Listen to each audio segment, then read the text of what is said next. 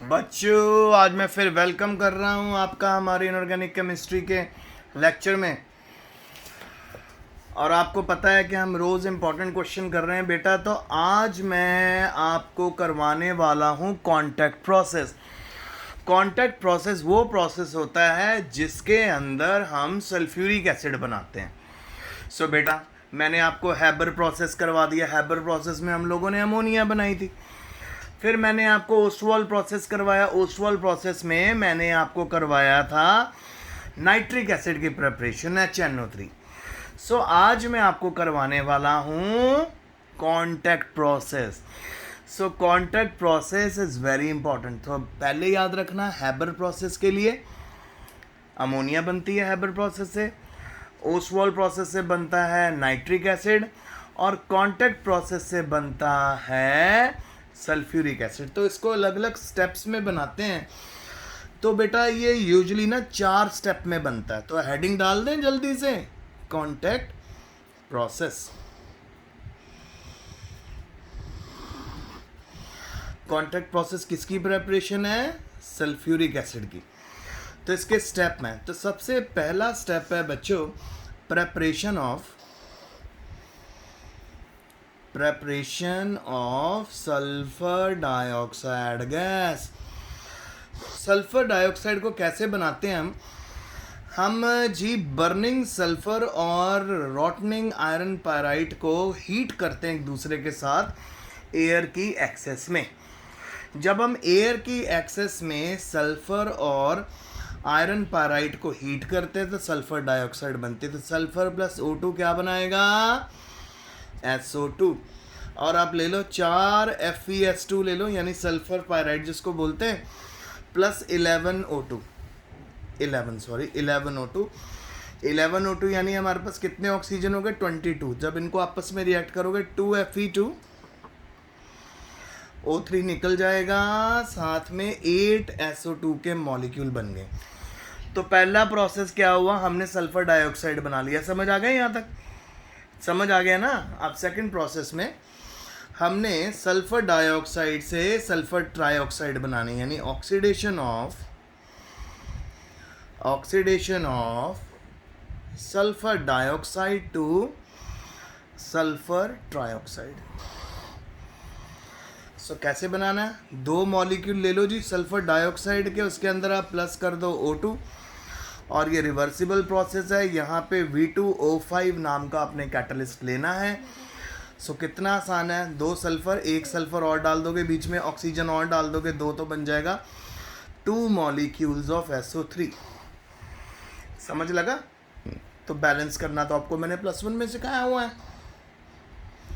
सो हमारे पास sulphur trioxide बन गया। अब हम पहुंच गए थर्ड स्टेप पे।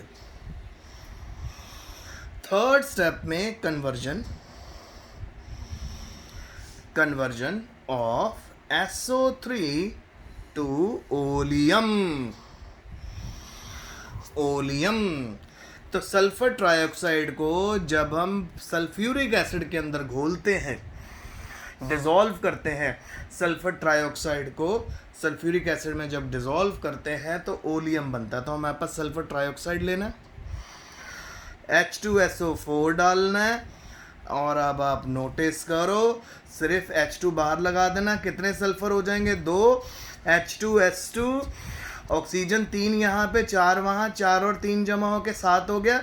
तो फार्मूला बनेगा H2S2O7। ये है हमारा ओलियम। सो जब ओलियम बन गया, बस हम बिल्कुल हमारे प्रोसेस के करीब पहुंच चुके हैं। चौथा स्टेप है, आपने H2S2O7 यानी ओलियम को ट्रीट कर देना है सल्फ्यूरिक एसिड के साथ। जब अब H2, और इसको हम सिंपल वे में बोलते हैं इस स्टेप को बेटा, नाम है इसका डाइल्यूशन ऑफ ओलियम। तो जब आप H2S2O7 में H2O डालोगे तो 2 मॉलिक्यूल्स ऑफ H2SO4 बन गया, यानी सल्फ्यूरिक एसिड आपका रेडी हो गया। Sulphuric sulphuric acid. तो कितने स्टेप में कंप्लीट हुआ preparation of sulphuric acid? 4 step में। कितने स्टेप में? 4 स्टेप में। 4 स्टेप समझे क्या क्या है? पहला स्टेप है जी सल्फर डाइऑक्साइड को प्रिपेयर करना।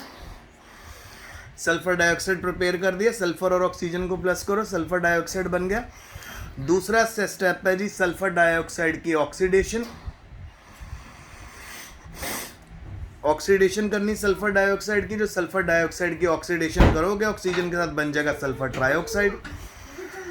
जब सल्फर ट्राइऑक्साइड बन गया उसको आप सल्फ्यूरिक एसिड से ट्रीट कर दो, ओलियम बन गया। ओलियम की सिंपल आपने डाइल्यूशन करनी है, ओलियम को घोल देना। जैसे ही ओलियम को घोलोगे पानी में डिज़ोल्व करोगे, सल्फ्यूरिक एसिड रेडी हो गया। तो ये बच्चों आप लोगों को आज मैंने कांटेक्ट प्रोसेस करवा दिया। अब कांटेक्ट प्रोसेस को ना बेटा ब्लॉक डायग्राम से भी रिप्रेजेंट कर सकते हैं, बड़ा इंटरेस्टिंग है block diagram. So block diagram में पहले बनाओ सल्फर, फिर दिखाओ सल्फर डाइऑक्साइड, फिर बनाओ ये नेक्स्ट एरो, फिर दिखाओ सल्फर ट्राइऑक्साइड, फिर अगला एरो बनाइए, अगले एरो में दिखा दो H2S2O7 ओलियम, और लास्ट एरो में दिखा दो H2SO4। तो ये वाला जो हमारा ब्लॉक डायग्राम है ना बेटा, ये हमें मदद करता है इस पूरे प्रोसेस को याद करने के लिए।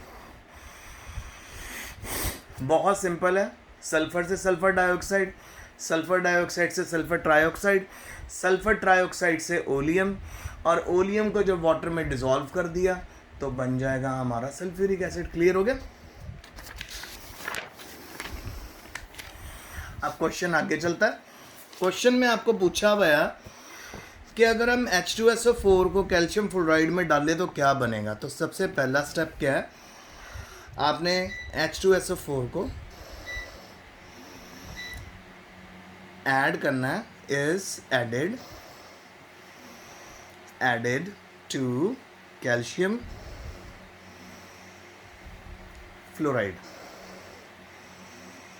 तो सिंपल है बेटा, कैल्शियम फ्लोराइड में जब इसको ऐड कर देंगे तो क्या होगा, ये देखिए CaF2 लिया प्लस H2SO4 लिया। देखो बेटा सबसे पहले CaSO4 तो निकल जाएगा, CaSO4 बन गया। अब 2 फ्लोरीन और 2 हाइड्रोजन बटे तो हमारे पास एक तो 2HF बन जाएगा प्लस CaSO4। समझ आ गया? अब आ जाओ नेक्स्ट रिएक्शन। नेक्स्ट रिएक्शन में सिंपल सल्फर ऑक्साइड को डिसॉल्व करोगे पानी में तो क्या होगा, सल्फर ट्राइऑक्साइड को। तो सल्फर ट्राइऑक्साइड को अगर मैं पानी में डिसॉल्व करूँगा तो मेरे पास बनेगा H2SO4। तो ये हमारे सल्फ्यूरिक एसिड के क्वेश्चन खत्म हो गए। अगला क्वेश्चन अब भगवान झूठ ना बुलाए आपके लिए आ गया कि xenon form compound with fluorine and oxygen only. जो जिनोन है वो फ्लोरीन और ऑक्सीजन के साथ ही कंपाउंड बनाता है, ऐसा क्यों?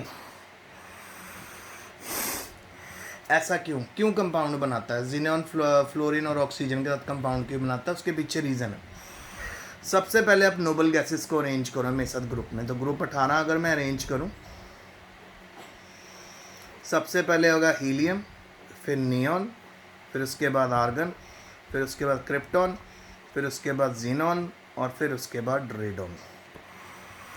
अब देखो बेटा ऊपर वाले एलिमेंट्स की तो इतनी ज़्यादा इलेक्ट्रोनेगेटिविटी है, मतलब इतना ज़्यादा उनकी मतलब कंप्लीटली शेल फुली फिल्ड है और बिल्कुल न्यूक्लियस के पास हैं ये ऑर्बिटल्स इसमें, क्योंकि साइज़ छोटा है ना। तो जितनों की बिल्कुल न्यूक्लियस के पास अटैचमेंट है बेटा, वहाँ से तो इलेक्ट्रॉन एक्साइट करना इम्पॉसिबल है। और आप ऑलरेडी जानते हो नाइट्रोजन, ऑक्सीजन और फ्लोरीन, ये 3 एलिमेंट होते हैं जो बहुत ज़्यादा इलेक्ट्रोनेगेटिव, क्योंकि हाइड्रोजन बॉन्डिंग भी करते हैं। अब बेटा अगर मैं ऑक्सीजन और फ्लोरीन की मदद से हीलियम के इलेक्ट्रॉन एक्साइट करना चाहूँ, मैं नहीं कर पाऊँगा, क्योंकि हीलियम के इलेक्ट्रॉन पूरी तरह पैक्ड हैं और वो फर्स्ट ऑर्बिटल में, और फर्स्ट ऑर्बिटल तो बिल्कुल न्यूक्लियस के पास है। यही हाल आपको नियॉन और आर्गन में भी देखने को मिलेगा। इनकी ऑक्टेट कंप्लीट है, पर प्रॉब्लम फिर से क्या आ चुकी है, प्रॉब्लम ये आ गई है कि इनके भी ऑर्बिटल बिल्कुल न्यूक्लियस के पास है, पर जब आप नीचे आते हो साइज़ बड़ा नहीं होता, ये देखो। तो जिनॉन का साइज़ इतना बड़ा हो जाता है ना बेटा कि उसके इलेक्ट्रॉन्स को ऑक्सीजन और फ्लोरीन जैसे इलेक्ट्रोनेगेटिव एलिमेंट आसानी से एक्साइट कर सकते हैं। तो क्योंकि जिनॉन के इलेक्ट्रॉन्स को ऑक्सीजन और फ्लोरीन इजीली एक्साइट कर सकते हैं, इस करके जिनॉन हमेशा फ्लोरीन और ऑक्सीजन के साथ कंपाउंड बनाता है। तो आप समझ आया आपको, हीलियम के साथ कभी आपको कंपाउंड नहीं बन पाएगा, नियोन के साथ नहीं बन पाएगा, आर्गन के साथ नहीं बन पाएगा। फुली फिल्ड होने के साथ साथ बहुत ज़्यादा एनर्जी चाहिए, इलेक्ट्रॉन्स को अट्रैक्ट करने की पावर चाहिए, जो इन एलिमेंट्स के पास नहीं होती। पर अगर हम क्रिप्टॉन और जिनॉन और रेडॉन की बात करें, का साइज़ बड़ा, तो उसमें जिनॉन का जो एलिमेंट है ना, वो आसानी से अपना इलेक्ट्रॉन एक्साइट करवा सकता है, क्योंकि वो आसानी से इलेक्ट्रॉन एक्साइट करवा सकता है। इस करके उसके कंपाउंड पॉसिबल है ऑक्सीजन और फ्लोरीन के साथ। ठीक है, और अगला क्वेश्चन तो बेटा बहुत बारी आपको समझा चुका हूँ कि नाइट्रोजन इनर्ट गैस क्यों है। नाइट्रोजन आप कह सकते हो कि क्यों रिएक्ट नहीं करता है। देखो जी, सबसे पहली बात है, नाइट्रोजन में मल्टीपल बॉन्ड होते हैं। मैं जूम करता हूँ आपके लिए। नाइट्रोजन में मल्टीपल बॉन्ड्स होते हैं बेटा, पीपा पीपा बॉन्डिंग होती है, उसमें हमेशा ट्रिपल बॉन्ड रहता है। सो ट्रिपल बॉन्ड होने के कारण नाइट्रोजन डायटोमिक मॉलिक्यूल बनाता है, एंड ट्रिपल बॉन्ड एन। और इसमें इंटरन्यूक्लियर डिस्टेंस बहुत ज़्यादा छोटा होता है, और bond dissociation energy nitrogen molecule की बहुत ज़्यादा होती है, 941.4 किलो जूल पर मोल। इतनी ज़्यादा अगर आप एनर्जी दोगे ना, तो बेटा तो इलेक्ट्रॉन एक्साइट कर पाएंगे ये, मतलब ये बॉन्ड ब्रेक हो पाएंगे, क्योंकि इतनी हाई एनर्जी हम प्रोवाइड नहीं कर पाते। तो नाइट्रोजन का मॉलिक्यूल का बॉन्ड इतनी जल्दी टूटता नहीं है। इसी रीज़न से नाइट्रोजन हमेशा रूम टेम्परेचर पे इनर्ट रहती है। किस फॉर्म में रहती है? Inert, non reactive. क्यों है? क्योंकि इसमें ट्रिपल बॉन्ड है, और ट्रिपल बॉन्ड होने से और उसको तोड़ने के लिए एनर्जी हाई होने से ये मॉलिक्यूल रिएक्ट ही नहीं करता किसी से। So most of the time nitrogen molecule is inert. तो आज का लेक्चर समझ आ गया आपको। अब होप को आपको कोई और प्रॉब्लम है तो you can ask me, message कर सकते हो, कॉल कर सकते हो। और जिनॉन का तो मैंने आपको ऑलरेडी बता दिया कि जिनॉन रिएक्टिव क्यों होती है, क्योंकि नीचे आते आते इसकी इलेक्ट्रोनेगेटिविटी कम हो जाती है, तो इसमें से इलेक्ट्रॉन आसानी से ऑक्सीजन और फ्लोरीन इजेक्ट कर पाते हैं। और जो पहला कंपाउंड बना था नोबल गैसेस का, वो जिनॉन के साथ ही बना, XCPTF6। XCPTF6 लिख भी लेते हैं, XCPTF6 ये पहला कंपाउंड है जी जिनॉन का, और इसको बनाया था एन बार्टलेट। किस साइंटिस्ट ने बनाया था? N Bartlett. एन बार्टलेट, तो ये साइंटिस्ट था जिसने फर्स्ट ऑफ ऑल XCPTF6 बनाया। उसके बाद तो जिनॉन के कितने कंपाउंड आप ऑलरेडी +1 में मेसद कर चुके हैं। XCF6 आपने करा, XCF4 करा, XCOF6 करा। We have done number of xenon compounds. Okay, so बेटा आज का लेक्चर यहीं तक ही है। Study hard, stay safe. If you have any problem you can contact me. Best of luck.